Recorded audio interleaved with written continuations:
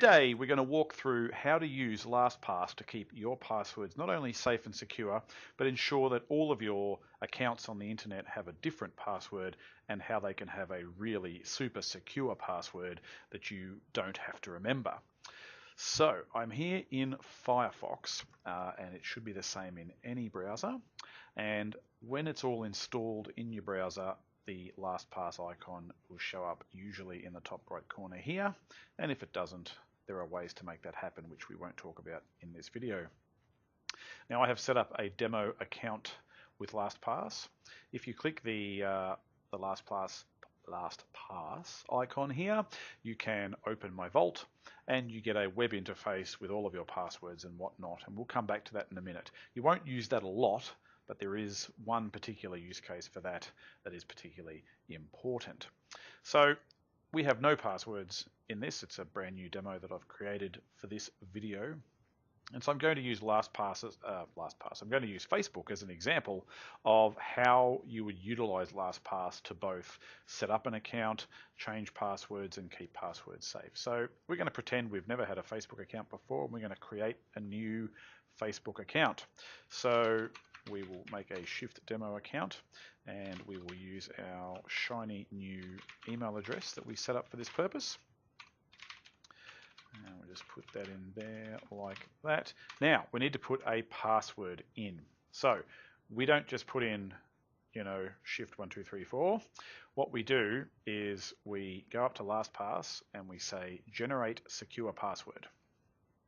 And then you will get the Lastpass system for generating a password. Now Lastpass is using cryptographic guru-ness to make an absolute squirrely password that is not only very difficult to guess, but is not generated in such a way that an attacker could figure out how they're generated and generate them the same password themselves. So generally, you want to use as many characters as possible. I mean, you don't have to use 99. That's probably a little bit excessive. But I would say 16 is a good number. Some websites and systems will limit the passwords. It's a terrible security practice. They shouldn't do it, but some of them do, particularly banks, unfortunately. So if they only allow 8 or 12 characters, then you can adjust that to suit. And generally, you want to leave all of these ticked. You want to have uppercase, lowercase numbers and symbols in your password. But again, some sites, for reasons no one really understands, will say you can't have symbols or you can't have uppercase or something stupid like that. So if that's the case, you can turn those off. And obviously, if I was to just turn everything off but numbers, you will see that the password that it generates is just numbers. But we want a super squirrely password, so we're going to turn all of these things on, and it generates that password. So once you've generated your super secure password, it is recommended by us at Shift that you make a copy of that password, because getting it into Lastpass is the trick. The UI tends to be a little bit challenging for a lot of people. Once it's in there, you're laughing, but this process of creating it can sometimes be a little bit challenging. So if we copy it to the clipboard, then we know we've got it handy and we can make sure that it's all tickety-boo once we're done. So the first place I'm going to paste it is in the new password box. And let's just tell Facebook that we were born then, and let's be male, seeing I am male, and we'll create the account. Now, that should create me a Facebook account, and I may have to go and do a little stuffing about with Facebook in a minute. But what you can see at this point is at this point, Lastpass has seen that we have done something with passwords, and it's asking us if we want to add that password to Lastpass. So if that wasn't to happen, and some websites, I think they just do something a bit complicated that makes it hard for Lastpass to actually see what's going on. But normally in most websites that will come up. And so what you want to do is say add, and now it's saved that in Lastpass. So if we go over to our vault over here, we can see that in our sites area now we have Facebook, and we can click a little spanner there, and we can see it's picked up the correct username, it's got the website, everything's there, and there's the password that we saved. And so at that point we're laughing. It's all in Lastpass. Lastpass will remember it. We don't have to worry about that anymore. Okay, so having created a Facebook account, not something you'll do every day, I agree, but Facebook wants me to confirm my Facebook account with my email account.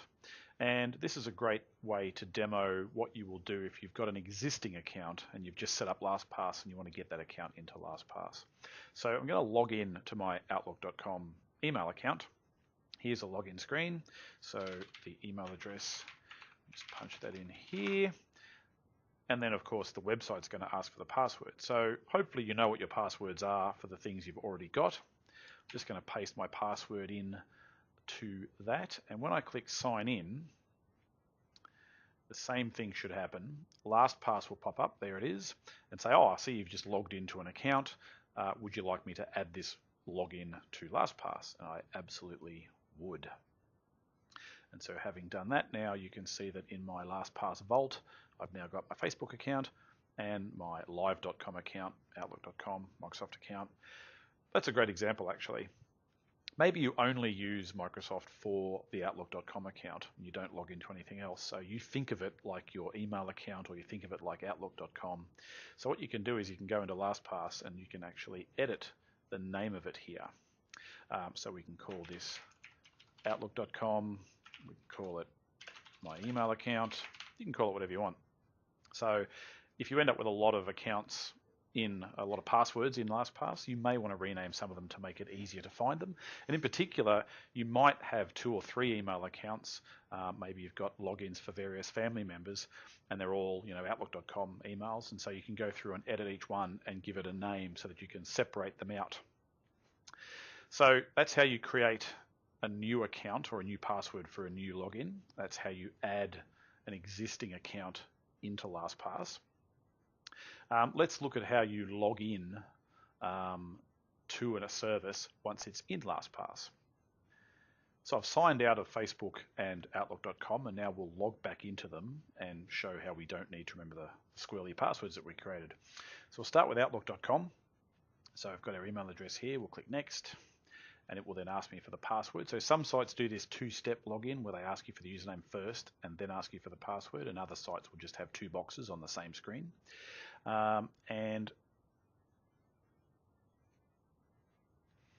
And you can see here that Lastpass has automatically filled all this in for me. It filled in the username and it filled in the password. By default, Lastpass will do that, and it's something that's great when you just have one account. But if you find that you have multiple accounts with the same service, you might want to disable that, which we can show you how to do, so that you can actually choose whichever account you want to log in with. But you can see Lastpass has done all the work for me. I just sign in and away we go. We're logged in. Now, just a note, in many web browsers, the default for the web browser is to save passwords. So you've seen the Lastpass little dialog box. It pops up in the corner here. If the browser pops up a box, it doesn't look like that. It'll look different and says, would you like me to save the passwords? Very, very important that you say no. You don't want your passwords in the browser because that's an easy place for them to get stolen. So make sure you turn that off, and that's something that we can proactively do for you if you would like. Now, let's have a look at Facebook, because Facebook is an interesting animal when it comes to logging in. You'll notice it hasn't auto-filled, and if I go over here and have a look at Facebook, I haven't turned autofill off, so it should have autofilled, but it's not doing it. So this happens with some websites where things don't quite work the way they're supposed to work. Or in this case, it's mainly because Facebook have got this create an account screen on the same screen as their login boxes, and Lastpass has probably just got confused about where it needs to type stuff in. And so this, I didn't type this in, I'm guessing Lastpass did, but we needed to type it in up here. So the simple way to firstly try to do that is to go over here to the Lastpass icon. We've got the listing here, and we can go in and edit it. We can grab the password. Don't worry, I'll be deleting these accounts, so don't go and try and log into my accounts. It's not necessary. And then we'll log in manually for the first time. Shift demo at outlook.com, insert password, log in, and we'll see if Lastpass pops up the option to remember the password. It hasn't, because it thinks it's all good.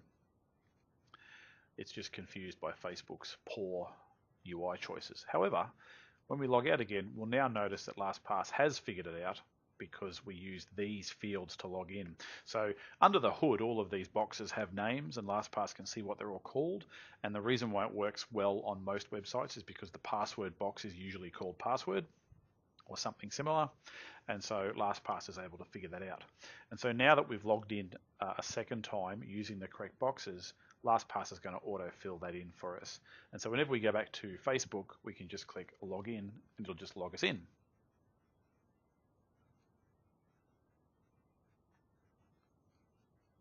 So a few other minor housekeeping items. We've shown you that you can click on the LastPass icon and go into your vault, and you can manage all of your passwords in there, and you can change things around if you need to, rename them and so forth. Another great feature of LastPass is its secure notes section.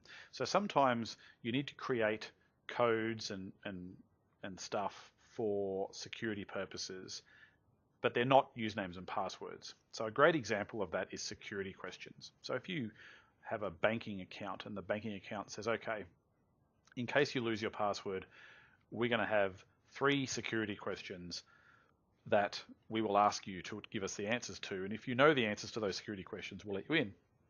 Well, they're not passwords, so they don't really work the same way that passwords do, but you want to secure those somewhere.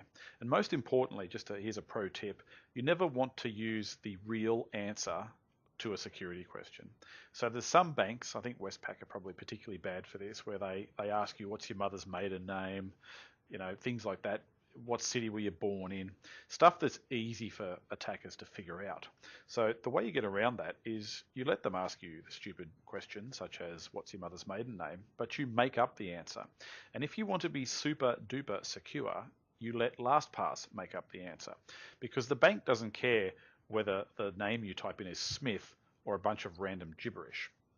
All it wants is a token, if you will, that only you know. So when it asks you for that token, you give it only the answer that you know. And so what you do is you go into LastPass and you make a new secure note by clicking the Add Secure Note button down here. And let's pick on Westpac, and we'll call this Westpac Banking Secret Questions. And the question is, mother's maiden name is the first question. Let's say the second question is your city of birth. And let's say the third question was your father's middle name. And yes, I can spell fathers. These things happen. So instead of actually using the actual answers to these questions, I'm just going to save that note. What I'm going to do is I'm going to use LastPass to generate a secure password. So when it sets up the answers, when you originally set up your account, it says, okay, give us your mother's maiden name so we can ask you later. I go in here, I make a secure password, I copy it, I put it in my secure note, and I give that to Westpac. And in fact, I can do that again, and I can give them this answer for my city of birth, and I can give them this answer for my father's middle name. And again, you can tweak that up. Maybe they have tests where they don't let special characters in because they are in fact expecting a name. And so you can turn special characters or numbers off if you needed to. But that's a great way to give the bank security question answers that no one is ever going to guess. No one is ever going to guess that. And if you put it in a secure note in LastPass, it's safely in your LastPass account. So if you ever need them, you can just log into LastPass and look that information up and copy and paste it, and away you go. So that's a great place to put any security information that you want to keep so that you can reference it, but where you want it secure from attackers to be referenced. So if you really have to write down your PIN numbers for your credit cards, this would be the only place I'd recommend doing that, because it's nice and secure. Now the other part of the housekeeping is logging in and out of LastPass. If you leave LastPass logged in and walk away from your computer and someone gets on your computer, they can obviously access LastPass. I can simply click here and they can go and look in your vault. So if your computer is not super secure, then you really should make sure that you log out of Lastpass when you're finished. And when you log into Lastpass, don't tick this remember password box, so that Lastpass, whenever it logs in, will need you to enter in your Lastpass password. And that's important because if the password is saved in there and someone can get onto your computer, then they can quite easily access your Lastpass vault and all of your passwords, get into all your stuff, and make life a bit difficult for you. So if your computer is really secure, then you can make that choice to tick that box. But remember that anyone who has access to your computer, or potentially hackers that may get in if there's some spyware or something, will be able to access your Lastpass vault if you leave it logged in. So that is a quick overview of how to use Lastpass to keep all of your passwords safe and have really awesome passwords on all of the sites and services that you use online. If you have any questions, please leave them down below and we can always do a follow-up Q&A video later on. Thanks for watching.